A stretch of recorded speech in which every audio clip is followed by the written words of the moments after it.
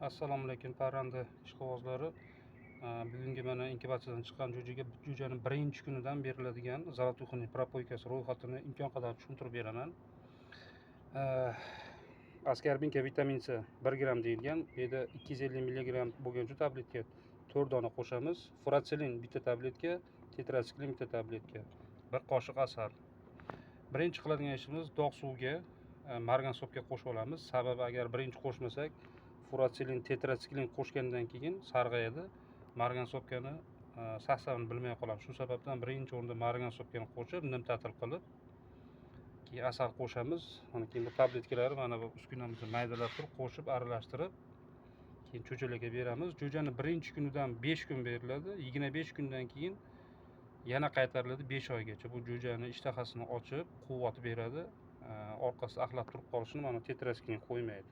İçini o'tkazib olmaydi.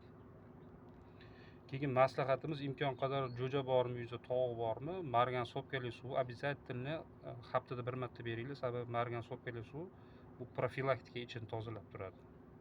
Hammaning ishiga rivoj parranda ishqibozlariga.